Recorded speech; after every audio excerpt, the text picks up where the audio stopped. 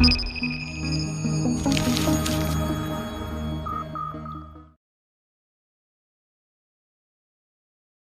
wow. Thank you so much, guys. So, first of all, thank you for having me here. It feels really weird speaking in front of my own school, but yeah, I'm here. So, ever since my birth, I was always a movie buff. And I'm not just randomly saying it, I have proof, okay?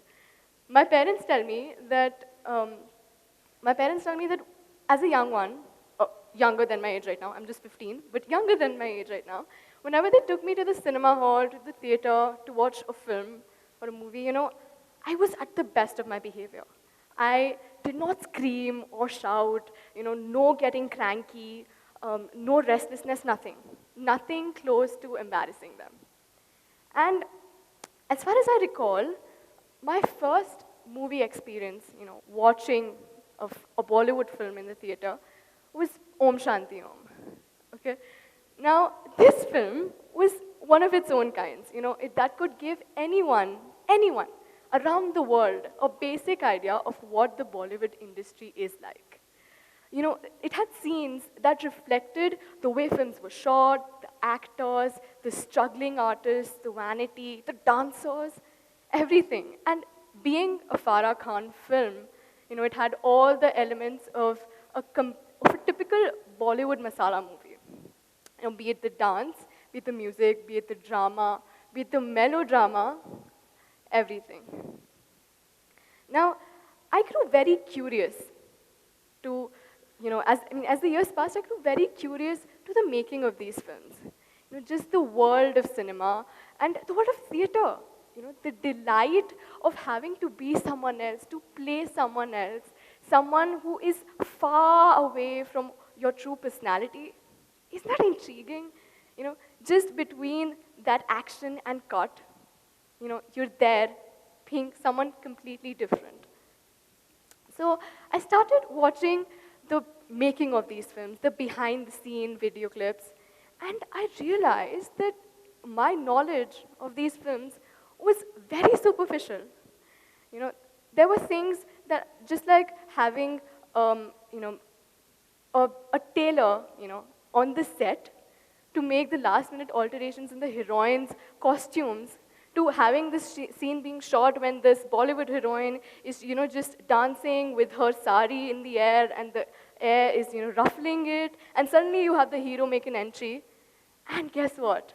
Instead of the hero dancing beside her, you have that dupatta touch the hero's face, ruin his makeup, his hair, everything.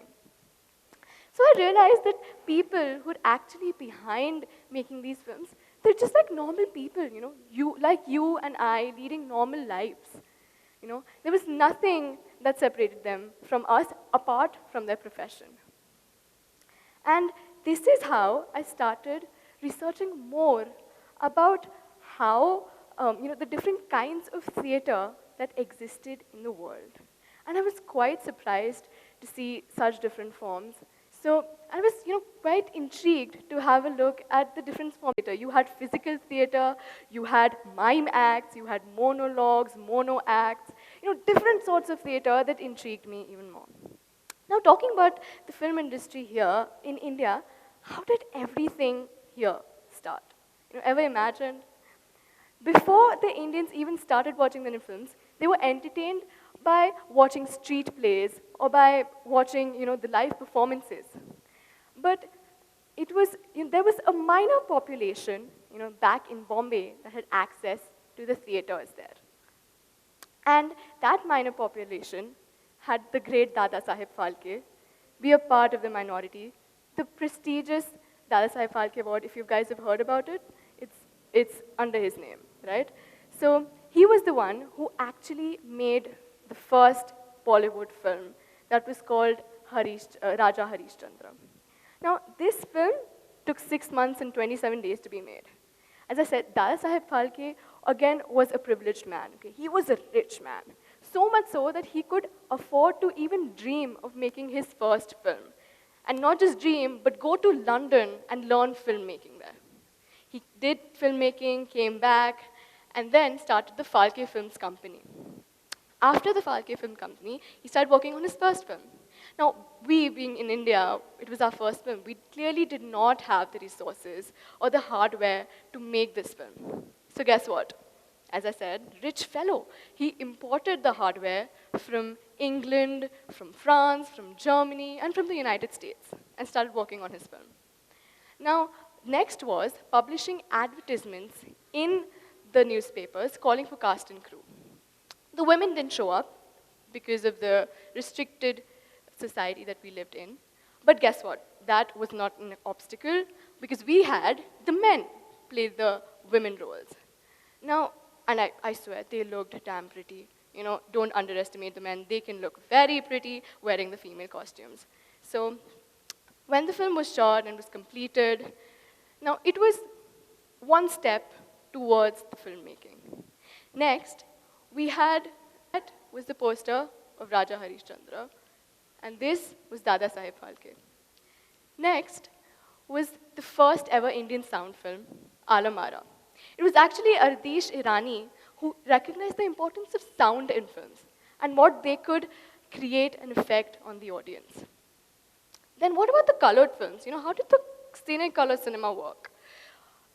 It was actually Mughal-e-Azam, the first cine colored film, that got colored cinema to India.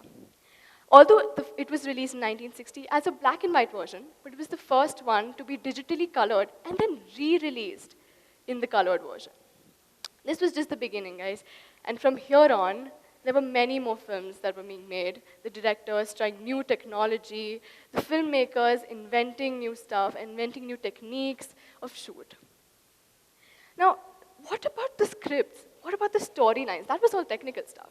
You know, what about the scripts and the storylines? You know, the things that initially intrigued me into this field. So, I would give the credit to Gulzar Sahab and to Javed Akhtar Sahab, who actually brought out the importance of script in Indian cinema. You know, because before that, I don't think that any writer was given their due credit for the film. You know, they were the initial head start. They should have been, but it didn't happen. Now, we, as the future, we hold it upon us that just like how we've had previous generations bringing more and more, adding more and more to this world of theater, creating good content, real stories of real people, just like you and I. We need to let this continue. We need to create good content. And I know right now we're in no place to judge what is going to happen in the future, but we can definitely dream, we can definitely express, we can definitely believe in ourselves. Thank you so much.